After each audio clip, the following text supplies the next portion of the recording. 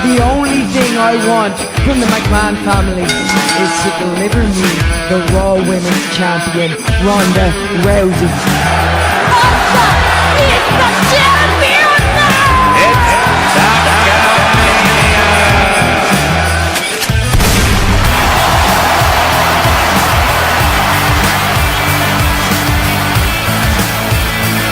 Happy Rusev Day! Ho, ho, ho, ho! Yeah! Ho, ho, ho! Ho, ho, ho! And welcome to another episode of Talkamania. How's it going, guys? I hope you're enjoying your holiday. This is our holiday Christmas extravaganza. I'm Desmino. We've got Santa's little helper over here, J-Bomb. Say bah humbug, J-Bomb. Hello, it's me. John Cena! Welcome to the single greatest children's edition Christmas special of Cockamania. You say Cockamania? I quit. Yes, I did. And J-Bomb is deep into the eggnog, if you know what I'm saying. He's noggin. He's double noggin. Hell yeah, man. I'm friggin' coggin' noggin, rockin' and noggin. Whatever. So we're almost there. We're almost there. The holidays are just in front of us, guys. And I'm excited. Work's almost over. I'm pretty much winding up. And yeah, it's going to be time to hit the nog and open some presents and spend some time with your family and watch some, hopefully some wrestling over the holidays, maybe. This past weekend was decent. It was, I'd say it was more than decent. We had WWE TLC. We had Ring of Honor Final Battle. I think that's what it was called. But we watched it. We didn't pay for it, but we watched it. It was pretty good. It was pretty good. And yeah, it was funny because you texted me. You're like, Ring of Honor's on tonight. And I'm like, oh, you know what? Sure. Why not, man? Doing a bit of work from home. I opened it up and it was cool. I didn't even know it was live. I thought it was just like, sometimes they have like old shows on. And then I kind of started piecing it together just based on what was happening. I'm like, oh, you know what? I think this is live. And that shows you how in touch I am with Ring of Honor. But at the same time, it was exciting because now I'm getting bit by the bug. you're all like, yo, I'm an indie guy. Like, I'm totally an indie guy. I'm not an indie guy, but I will say that you were very, very positive with your watching. And I was not expecting it. So that is my gift from Dez this year. Aw, and the gift you gave me was to open my eyes to Ring of Honor. I love those Jingle bells. All right, before we get into this, we got to make this quick. I want to talk about Red Dead Redemption. Are you any further than you were last week? I am, and I played last night because I know J-Bomb's going to be on my ass about this. So I was like, let's do it. Where you at? So I did a few missions. What was I doing? I actually now help some dude. And we know the guy you go hunting with sometimes. I went and did a hunt with a bunch of wolves. Oh, fuck that shit. I never do. You go in the those. forest and you get ambushed. No? Do you do the side missions? I do the side missions. The ones I don't do is the ones with the pictures. I don't care about that dude. And I never go fishing with that guy who's like, hey, Arthur, you want to go fishing? Not the guys at my camp. I'm talking about missions, the white ones that show up in various areas. Oh, like the one where it takes you forever to catch the king there? Similar to that, but like basically you meet this guy later on, you're sick, you're having a conversation with him. It could be one of your last conversations. And he was talking about this female wolf that he's seen and he's been tracking her. And then right before you leave or before you have another cup of coffee, he ends up seeing the wolf in the window and you go and track her down and you basically leads you into an interesting predicament where you get ambushed by some beastly motherfucking wolves, man. You get attacked left and right. So you basically got to defend them off. That was pretty cool. But yeah, I've been doing some missions for Dutch. He's obviously losing his mind. He killed Cornwall, so that was something. And which one's Cornwall? Is he the guy in Saint Denis? Yeah, he comes off the train, and he's like, we're going to go down, we're going to negotiate. Oh, that he just fucker. shoots him straight up. Yeah. And we're seeing Dutch is losing his mind, and you see Arthur's now starting to kind of look the other way, and Mackay is not too good of a guy. And I went into the camp and Micah, Mackay. That's I like to call him Mackay. And we were in the camp, and the boy's looking for his dog, and Mackay's just like, your dog's not coming back. It's like, oh my god, what did you do to the dog? Shit, son, I didn't So- do any of these missions. That's some stuff that's going on in the camp, man. But then, yeah, did you blow up the bridge with Marston? Yeah, I did. Yeah. So that's kind of where I just wrapped up. I actually posted it on our Twitch. I did it on Twitch. I was messing sick. around last night and did it, so you guys can watch me blow up a bridge. It's not that exciting. But it was How kinda can they fun. watch you blow up the bridge? Where do they follow on Twitch? Well, they can follow us on at Twitch at Talkamaniacs, because that's what our listeners are, at Talkamaniacs. You can also follow us on Twitter at _Talkamania. The podcast is up on Spotify, Podbean, and wherever you get your kicks. So make sure to check it out and tell your friends and buy some merch on ProWrestlingTees.com/Talkamania. And we were talking last week about having a sale in the new year, and I think that may become a reality. So we'll keep you posted in the new year. You can pick up some sweet, sweet merch and help Talkamania evolve. Thank you. That's all I have to say. And don't forget to check out our friends at WW Menager Game. If you're a fan of How I Met Your Mother, you will understand that, but that's WW Manager Game on Twitter. They have an app. It's pretty cool. I'm horrible at plugging, so check them out before I ruin their entire, business model. So Check it out, guys. TLC, Ring of Honor, the McMahons have shaken up Raw and SmackDown. NXT is tonight. We're not watching it, but we do know what happens next week on Raw. Do we know what happens next week on SmackDown as well? Was that pre-taped? Yeah, it's all been pre-taped because they're actually letting the superstars go home and spend time with their families. So yeah, they recorded, I guess, condensed versions of the show for next week. So, the big question, before we talk about TLC, before we talk about ROH, the changes that the McMahon family have quote-unquote brought to the WWE, are you satisfied?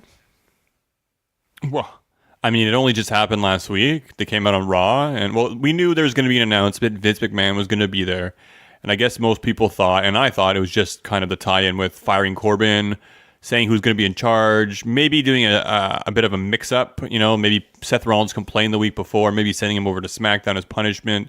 But they kind of came forward in a surprising fashion.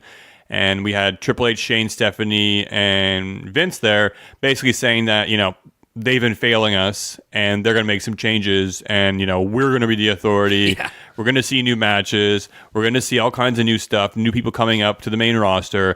And yeah, they did announce some people coming up to the main roster. So that's something. But outside of that, I mean, I haven't seen any immediate changes except for getting rid of the rematch clause. That seems to be no longer a thing. And how happy could I be about that? We've talked about that on the show. I could see you being happy about that. We've talked about that on the show. I've never been a fan of the rematch clause. It's stupid. I understand they do it in UFC, but it's different in UFC. You still have to kind of earn that rematch. You have to have had a good enough fight to draw that rematch back. So I'm just happy that we're not going to get any of these rematches on Raw or SmackDown following a pay-per-view. That means we're also not going to have a repeat of the pay-per-view a month later. And I think it's just going to be new matchups. What I do think, though, like a lot of people said, oh, it wasn't a big enough change, just call-ups, just a couple of new faces, blah, blah, blah. What I do think that the WWE is doing and will continue to do is I think they're going to give their wrestlers a little bit more leeway on promos. That would be nice to see. I don't know if I saw anything immediate standing out. I'm not going to complain and say, oh, it was the same old crap. It kind of was, but I'm also going to give them the benefit of the doubt, to give them a few weeks to kind of get things going. Right, you have to understand, we're going into the holidays. They just taped, 2 episodes for next week. So hopefully they're going to start fresh. The timing was a bit weird. And yeah, the no rematch thing is cool. I'm on board. I like the fact that, it's not going to draw out feuds. A lot of the time it is. It's just like, they get the rematch. It goes a couple of months. Now we could have, different matches month to month. And they also can have rematches if they decide to. Exactly. Shane It's come out just and be not like, forced. tonight you're getting a rematch. Oh, awesome. It's not forced. Exactly. It's not expected. So that makes me think like, oh, well, now it's happening with Becky and Charlotte? It seems that they're going to be going to the back of the line. And then what about Seth and Ambrose? And I'm excited about that because I didn't want that feud to go on too long. So I'm really hoping that it ends up kind of allowing Seth to go on to bigger and brighter things, although he seemingly is being put into a feud, or at least for the coming week or so, with Corbin. So that's I don't know if that's an improvement. Well, getting back to what I said about how I feel that the WWE is going to let people push their promos more off paper, it's because that's kind of the formula that they use down in NXT, where they will kind of let a superstar, make it or break it on the mic. They'll kind of give them their time. If they blow it, they blew it. They don't have a second chance. Like when Naomi came out on Smackdown, was the first time in a long time I felt like Naomi didn't have like a scripted promo to cut. She kind of shot from the hip a bit. It didn't go over super well. It was a bit awkward, but it was still... She looked at McMahon. I think she looked at him and he looked back. It was like... yeah. Okay. It was weird. But that match that she had with Asuka, I don't know if you noticed, but they gave them the time. Like, they really gave them the time. That was the longest match of the night, and they let them be technical. They let them... I don't know, it just seemed like it did have a different feel from it. I think out of Raw and SmackDown, that was the biggest takeaway of freshness that I got from it. Well, it really depends. I mean, I find on SmackDown they try to give women, I guess, more time in their matches, and they're doing it in general. I think it's more the fact that they're really seeing how much people are into women's wrestling. Oh, yeah. Now, remember, there was a gauntlet match that finished off Raw as well, too, right? And that match was very long, and it was fantastic. I thought it was great, having the women kind of, go in that elimination style. And then for Natty, basically to go the distance, I think that was pretty cool and maybe a little bit unpredictable. Maybe it was something that they kind of decided to call an audible on. No one would think, Natalya would... Look, she eliminated 3 credible people. So Ruby Riott was one of them. Sasha Banks was the other. And God forbid, I can't remember the third person. But, Ember Moon. So that's 3 pretty good names to eliminate.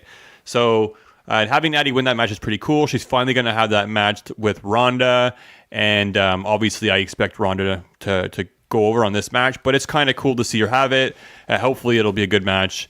But I think the women themselves, people have been loving to see it. They main evented TLC. They've been main eventing before.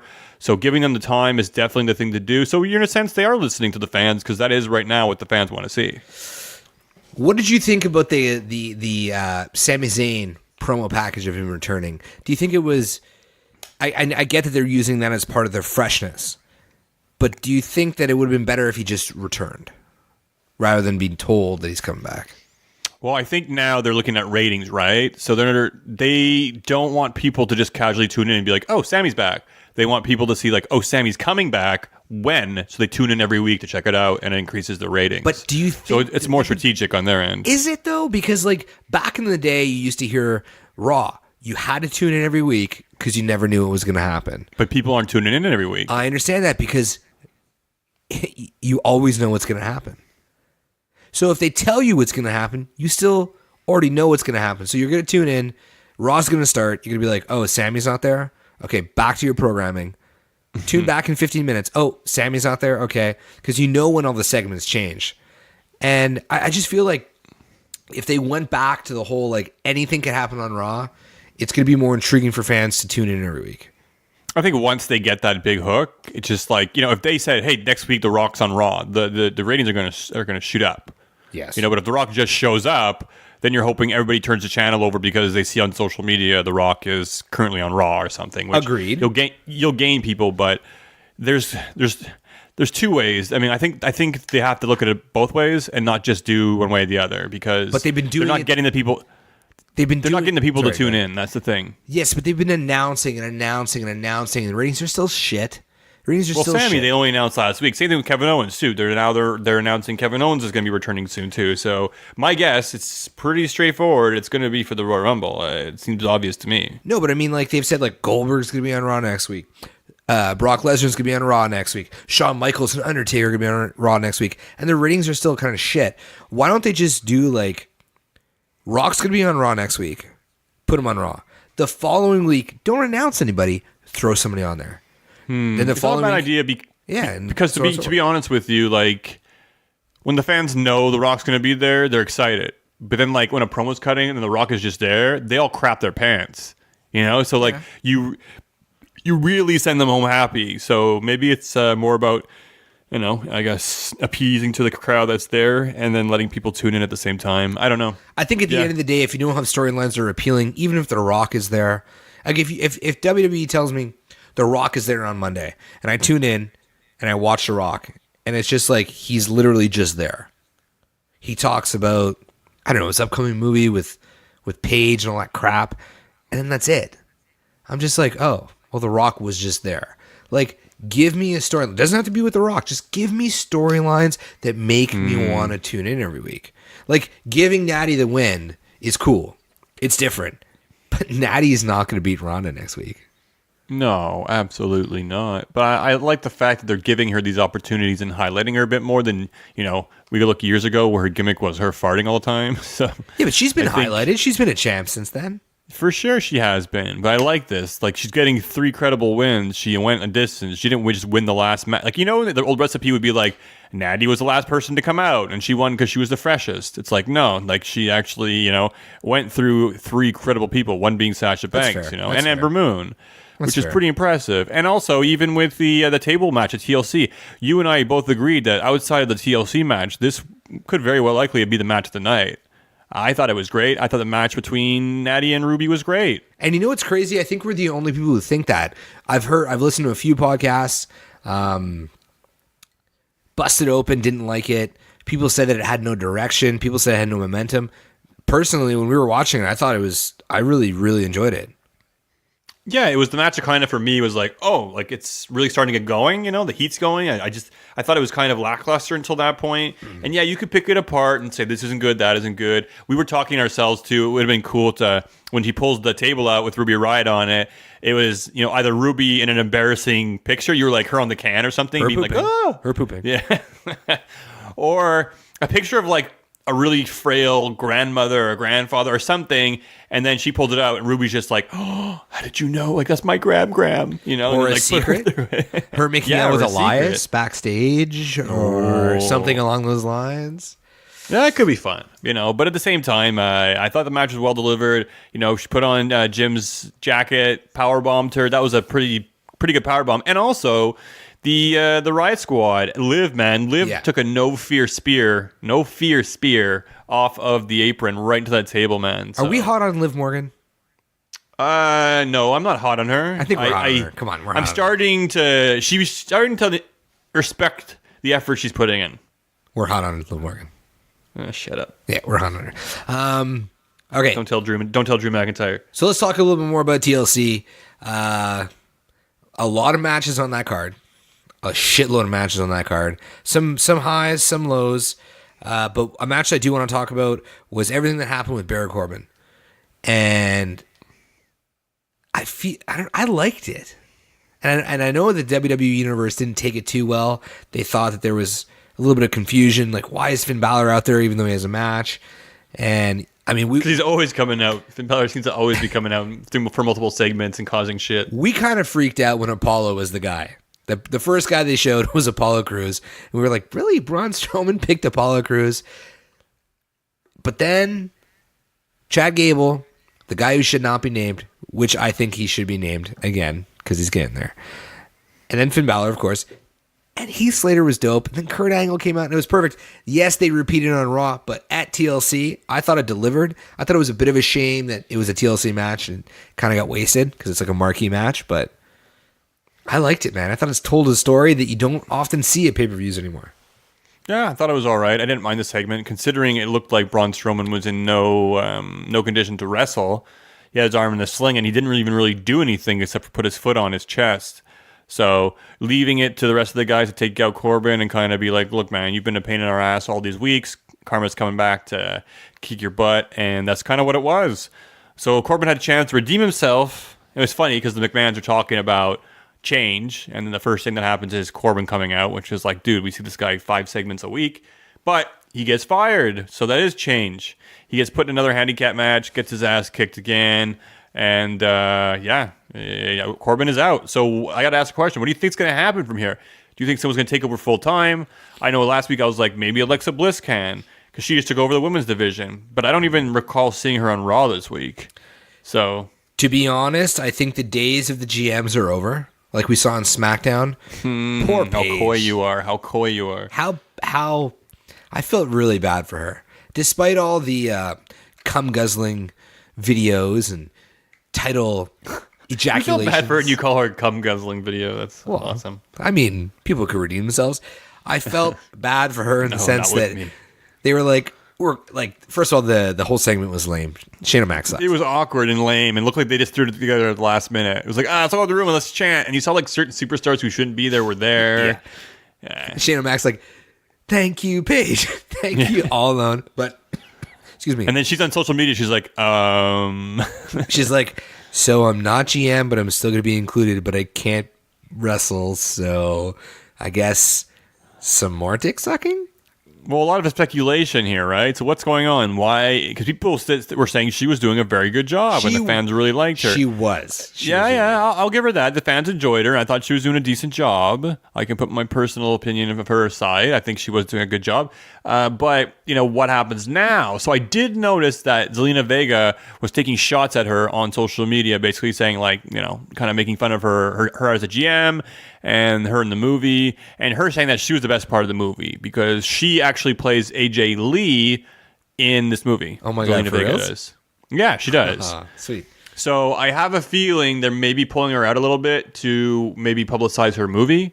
I'm not sure. Maybe. And Zelina Vega might be involved. But then why would she be, causing this kind of heat or drama? Maybe her co-star will come back and her co-star will kick the crap out of her. I don't know. But people are speculating maybe Paige was secretly cleared to return. Ooh. I think we know if she was, but last we know she definitely isn't, and one kick to her neck could paralyze her. And she probably isn't coming back. As Don't long read as too it much keeps- into it, but As long as they keep Sasha Banks out of the ring, right? yeah. No, but I mean, getting back to your question before, where do I see it heading for GMs? I really do think GMs are a thing of the past, at least for the time I hope you're being. right. I think the McMahons are going to be present. I think the fact that there's 4 of them means that one of them will always be on one or the other. And I'm just waiting for the day where Triple H is there. Like, I have to feel that if McMahon is really looking at ratings and seeing the success of NXT, seeing the success of 205, that he's got to be thinking like, shit, maybe Trips is on to something. Maybe Triple H gets a bit more say. I don't know. I mean, I'm being positive, Pedopoulos, I'm trying to be positive. I hope so too. I really hope that. I mean, McMahon must be checking at NXT, seeing kind of the recipe of what Triple H is doing. And I hope some of that kind of gets mirrored or kind of transitioned over to Raw. I hope McMahon, he's so stubborn though. That's his thing, right? Like, look, Roman Reigns was his project and he was going to put him over, and no matter what he could do. He gave the man cancer, for God's sakes, just to get him over. So...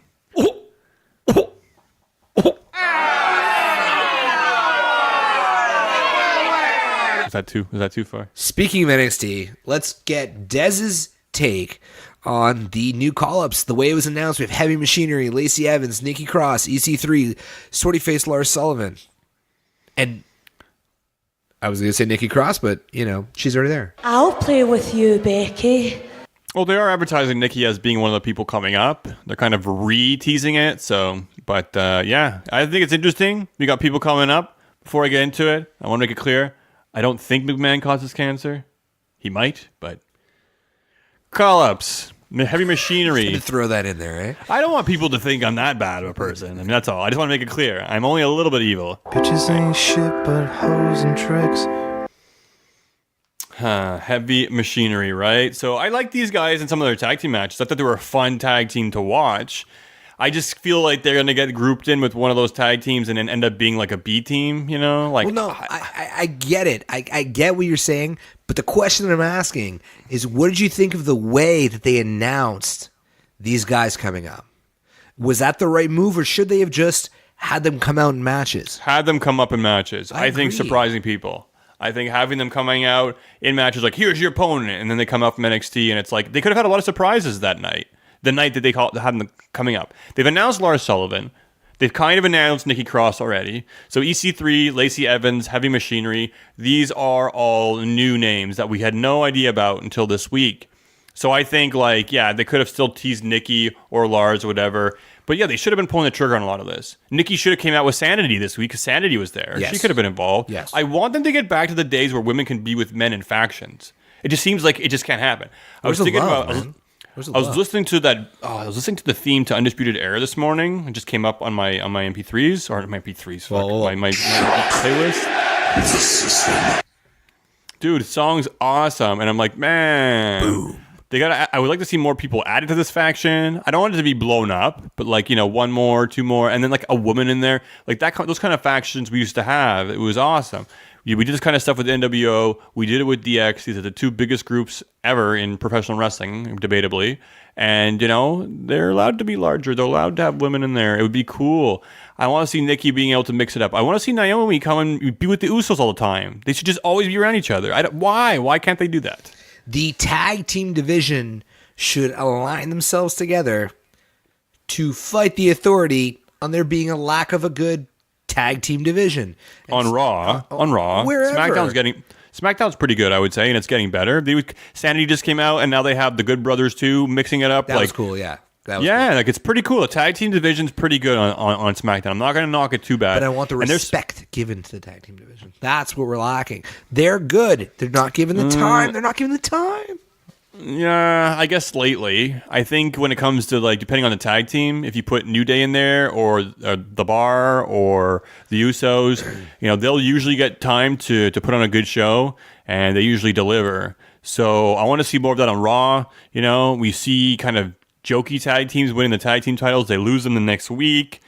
And, I mean, the Revival gets screwed with every week, and I'm not even a Revival fan, but I mean, man, like the road these guys have gone through since coming up to the main roster, right? They were like the shit.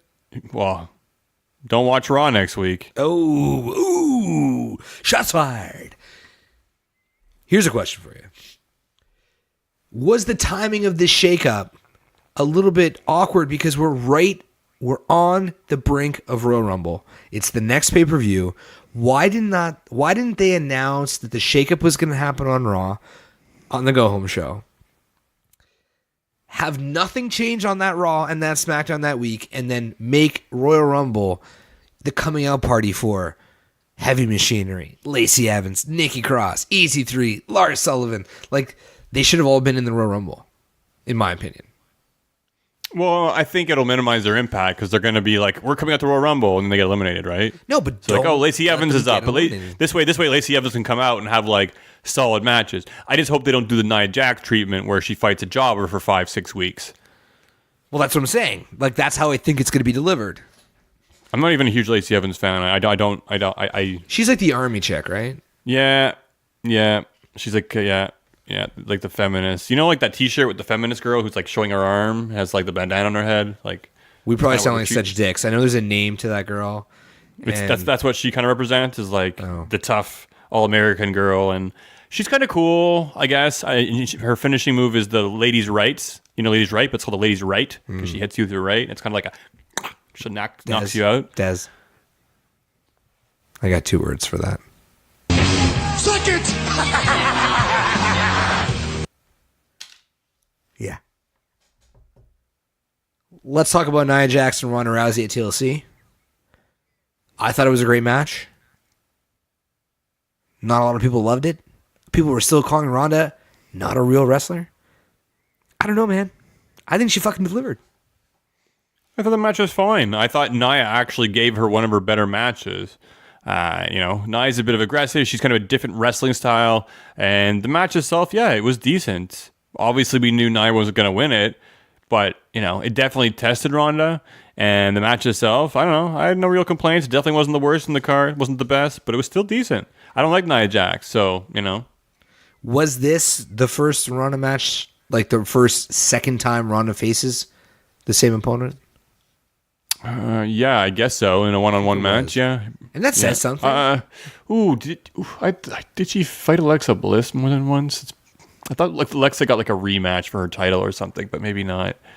I honestly, I was expecting very little, and I feel like it delivered quite a bit. That's kind of it. That's kind of what it boils down to, right? We were all kind of like, oh, Nia Jax is just running her mouth every week. We know she's inevitably going to kick Ronda's ass. And we kind of knew in the match that Ronda was going to win. But, Nia did a pretty good job of giving her a run for her money. And, it's did all right. It's fun. And, you guys are all like knocking on Nia, and so am I, But, what she did was she rejuvenated Charlotte because Charlotte kind of was thrown back into the mix after she broke Becky's face. Becky was on the sideline. Who? It allowed Who's Becky? Becky on the sidelines after she broke her face, and then Charlotte had to step in, take her spot, and Charlotte was kind of in limbo in the middle of nowhere, being kind of a face, so it breathed life into her character. And yeah, it took away from her match at Survivor Series, but in the end, she's getting a match at WrestleMania most likely because of this. So it sucks what happened, and I'm not going to take away from the recklessness of it all, but in hindsight, it might be a better payout in the end. And mind you, I do feel like this match with Becky and Ronda at WrestleMania is actually going to end up being a triple threat with Charlotte. That's my fear. That is my biggest fear, because I would much rather see Becky versus Ronda and Nia versus Asuka. Nobody is ready for us! You were going to have Nia versus Asuka. We're talking about WrestleMania? Did I say... I think I fucked that up. I want Charlotte versus Asuka. Okay. Yeah. Did I say Nia? Yeah, way off. Sorry, my bad. Yeah. Okay, so we're watching TLC. We see Ronda come out. We see her push him over. We watch Asuka climb the ladder. And we kind of spoke about this in our predictions. You called Asuka, so all the kudos to you. Hey, man, I surprised myself. Yeah. So. But I feel like it's too predictable if Becky wins the Royal Rumble now. So I feel like I would really, really like to see Charlotte win the Royal Rumble. And then Becky be the journeyman? Yes. I want to see Charlotte win the Rumble, challenge Asuka in a WrestleMania rematch, and I want to see Becky plead her case to fight Becky in a crossover match. And then following WrestleMania... You're all over the place, man. You just said Becky faces Becky. God damn these beers. Okay, let me restart that. I want Charlotte to win the Rumble. It's our holiday episode. We are drinking, so whatever, man. I want to see Charlotte face Asuka after winning the Rumble, and I want to see Becky journey to face Ronda Rousey, even though it's a platform crossover. I do. Because I think if Becky wins the Royal Rumble, it's just like, shit. Well, she said herself, she came out and she wants the McMahons to deliver her the Raw champion on a plate. So she's after Ronda. She has put her laser focus on Ronda Rousey. She no longer cares about that title. I thought it was cool having her come out. People are bitching, complaining, saying it taints Asuka's win. Whatever, man. She could have won that match anyways. I agree. What it comes down to is it's kind of playing a bigger story, a bigger picture, and I think it kind of puts the story on to WrestleMania. Let's Asuka. Look, she did a good job in that match too. Mm-hmm. We could believe she could beat Becky. We believe she could beat Charlotte. This isn't Carmella we're talking about. So I'm okay with her winning it the way she did. When she did win it, they kind of panned a little bit more at Charlotte and Becky and kind of took away from her moment a little bit, but they did give it to her. It's not the story. That's it. They have to get the story going. So I was super excited. You can imagine, guys. I'm a huge Asuka fan. Love the fact that she's now champion. I'm interested to see where it goes. I guess it's very quite possible she's going to carry it to WrestleMania, so we'll get to see her come out with the championship when we're at WrestleMania, guys. So I'm super excited about that. What more could I ask for? But now I'm interested to see where this brings us until WrestleMania, because we saw the match with Naomi, right? It was kind of, I guess, a little bit fast-forwarded in my opinion, because they've been a tag team. They've been really tight. Oh, that's true. And then she kind of comes out and challenges for the title, which is totally awesome because Naomi deserves it. She works really hard. And it's been a long time. I think they said it was over like a year and a half since she had a title match. So really cool. We were talking about the match a bit earlier. I thought it could be a little bit better, but they did give them time. But then now, if Naomi tried and got defeated, what happens now? Who will be the next challenger stepping up at the Royal Rumble? Maybe it will be Nikki Cross. It's true. And then what happens at WrestleMania? If we do have that rematch with Charlotte, what's going to happen? Is Charlotte just going to win again? No, I mean, probably.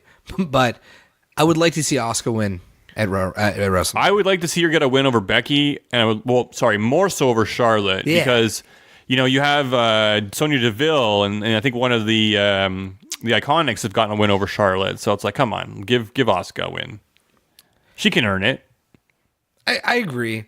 There's a lot of questions, man. Like, I would have liked to see them when we talked about this too, when Ronda pushed them off the ladder, not just to kind of like get hung up on the ropes, but to go through a table on the outside or something really big bump at the end, I'm a little tired of seeing people push off a ladder that's like maybe 3 or 4 inches taller than the top turnbuckle into the ropes and just like be completely out of it at that point. They should go over the ropes through a fucking table. Or she should have just like taken the chair and like beat. Well, I guess they didn't want them to be beaten too bad and maybe they were trying to like not make it as an easy win for Asuka, save her a little bit of, I guess, integrity. Nah. As we get back to this, I want to point out one thing more from the Ronda and Nia match. That cross body that Ronda threw. Oh yeah, it was. Yeah. This guy couldn't stop talking about it, dude. Like the replay, the athleticism.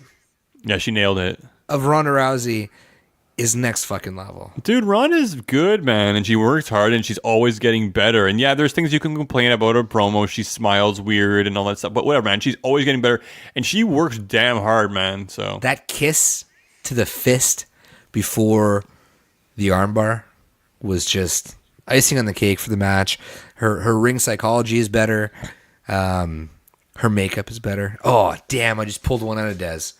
Damn it. No, what's wrong with you? Why are you noticing this kind of stuff? Jeez, be a man. Let's take a quick break. Quick. Because... Yeah! This is egregious. How is this allowed on the air? There should always be dance breaks every week on Smackdown. All right, Ambrose and Rollins, TLC. God, that was bad. Well... I don't know. I know it got the chance that this is boring, this is awful, or whatever it is. I kind of was watching it while we were talking and shooting the shit. And the match itself wasn't too bad, but it wasn't great either. I don't know why they got such heat, but obviously people are not invested in this feud. They weren't invested in the match. And maybe that's hopefully why they're maybe moving on to other things now that they're not going to have the rematch clause. And Rollins is kind of feuding with Corbin, but he did... No, I don't know, man. I think this is going to go on further because they did talk about each other in their promos. It was. I don't know, man. It was more that like you watched the package before the match, and you're like, these motherfuckers are going to kill each other. First of all, it should have been a TLC match. There should have been some sort of stipulation. Last match, there should have absolutely should have been a stipulation. Yeah. Secondly, they like squared each other up. There was like Irish whips and chain wrestling. Like these guys had a wrestling match. They're both great wrestlers, so no taking away from them. But it should have been more of a brawl. It should have been a little bit dirtier. It probably should have ended in like, I know that they wanted Ambrose to get the championship, but it should have been like a no DQ. And Ambrose should have beaten the shit out of him, and Rollins should have beaten the shit out of Ambrose. There should have been blood. There should have been like just more of fucking like, dude. Dean Ambrose turned on Roman Reigns the day... I fucked that up. Dean Ambrose turned on Seth Rollins the day that Roman Reigns announced he had cancer. And then they had a wrestling match as the payoff. A little silly. Calling WWE storyline silly now, eh? I mean, come on. Little silly. And like... Just a little... Ambrose and Rollins could have had a great fucking brawl, man. They're like both. I think you nailed it. It should have been a brawl. It should have been a match. It's not believable. It's like these guys are going to do Irish whips and chain wrestling when they want to kill each other. The ending, I liked it. I did like it. I like the ending too. Yeah. I did like the dirty deeds with no immediate pin, and I did like the way that Dean Ambrose won the championship and kind of looked at it and it was just kind of demonic about it and all that kind of crap, but. I like clean wins by heels. Yeah. There's a lot of heels, man. Like, who's the baby face? Who is the baby face of WWE? Not just a good guy. Like, Seth Rollins is a good guy. The fans are behind him. But who is the baby face of WWE? Who is the guy where you're, like, legitimately pissed when he gets screwed over? Now that Daniel Bryan's healed, it's a good question. There is none. There is none. Like Gargano was the last one in NXT, and they kind of ruined that too. Like I don't hate the storyline that he's gone into with Aleister Black and getting back involved with Ciampa, but I want a real babyface, man. Who's it gonna be? Do you think there's anybody on the roster right now that could fit that role, or would you call somebody up, and who would it be? Oof, that's a good one. I don't know. Because KO's coming back, but KO can't be that, babyface. Could he though? Could he be? I don't know if he could be that babyface. Not that babyface. I mean, fans like him; they find him amusing, but he's a dick, And I think I don't know. He can, even when he's a good guy, he's still kind of a bad guy. Yeah, that's true. I don't know who it could be. I really don't know. Like with the heel turn of Daniel, like you mentioned, it's just like they're all gone. I think maybe when Roman comes back, he could be that guy. But I don't know. You know what though? I don't know if you will agree with this, but I feel like there's some sort of buzz around Apollo Crews right now. I feel like at TLC when he was the first mention, it was odd. But then on Raw when he came out, I was kind of like, I like this guy. Nope. Get in line. It's not a long line. I don't know. I don't not like the guy, but there's nothing that stands out about me. There's nothing that pops out like I like Apollo. Good for him. He's getting a push. Hopefully he does good with it, but I don't know. I'm more excited about what they're doing on SmackDown. Now we got Mustafa Ali. He had a match a week ago on SmackDown against Daniel Bryan, and a week later he's part now officially of the SmackDown roster, which is awesome. I gotta hand it to you. You told me to be watching this guy. I never took your advice. Oh, thank you for your Christmas present. I didn't watch him the prior week on SmackDown, even though I told our listeners that I did. I'll be honest now. I didn't. But I did watch him this week. And I will say that was fucking incredible. And maybe he could be that guy. Maybe. Who knows?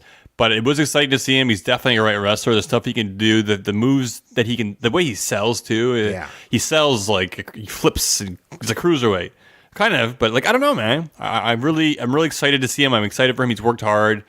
But he hit that finishing move off the top rope at the end. I don't know if you saw it. He landed right on Daniel Bryan's face. Yeah, he fucked him up. And you heard the mic pick up. Sorry, Daniel. Yeah, he said something to him. Yeah, he seemed concerned. But I'm pretty sure he's like, damn, on the main roster, I don't want to, injure the WWE champion. But dude, he pinned the WWE champion on his first, I guess, match once he was solidified on the roster. So it just goes to show you how high they are on this guy, and it's going to be exciting to watch. I don't know. I'm down. I think it's cool. And we get more Cien Almos, too, because they're wrestling the main event together. They're going to be actually wrestling this week on SmackDown during the holidays on the taped edition, so check that out. That's going to be exciting, too. But I'm really happy to see him being called up to the main roster. He's definitely somebody to keep an eye out for, and always delivers. Always puts on a great match, so I'm excited to see it. No more Buddy Murphy matches, but hey, I'll take a loss there. The slight Mustafa Ali attire change to remove the vest that he used to wear, like the singlet vest, I think it adds to. He looks like a bigger wrestler. Looks more like a heavyweight compared to what he looked like before. Yeah, I agree to that. I find he looks he dresses a little bit like Seth Rollins, so maybe there should be a bit of a change going on.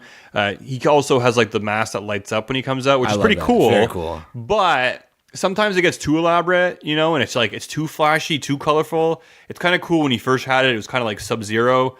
And then now he comes out and everything on him is glowing like bright light and or light bright. Bright light bright. But I don't know. It is a little too much. Same thing with Naomi. I liked when she came out with the colors, but then it became a little bit too excessive. So I hope they don't kill that, or at least overkill it. Well, you got to feel the glow. Yeah, well, maybe there'll be a tag team. They could be the mixed match tag team for next year. So mixed match. Let's take a second to talk about that. Do you think that they could have had a cooler destination that R-Truth had picked? Because when we were watching the pay-per-view, you were like, I hope they pick somewhere like Disneyland or somewhere hot, and then we can get check-ins on SmackDown, a couple vignettes of them on the beach, and I think it would have really gone over well. I think it would have been fun. I think they should have even taken it further, invested into this storyline. Look, these are two guys that don't have much going on, and the fans do enjoy them. They're fan favorites. People like to hear what they have to say. You can laugh at these guys. They're fun. They're entertaining. And I would have, given these guys a budget and been like, hey, man, let's fly these guys around the world in various locations. And then maybe every week we could film a montage with them somewhere in, Switzerland, and then, somewhere down in Denmark, and then somewhere down in Alabama, and then maybe in Germany, and then in France. I don't know. They could have done some pretty cool things about it and then have different vignettes, I guess, every week. Now they're going to the headquarters. I don't know what to expect out of it. They're going to go walk around, and it's going to be like, hey, here's McMahon's office, and here's a stapler. I don't know. But it would have been cool. I'm optimistic that it could be fun. I just wish they would have been, I guess, invested a little bit more into it, considering how long this mixed match challenge has been going on for.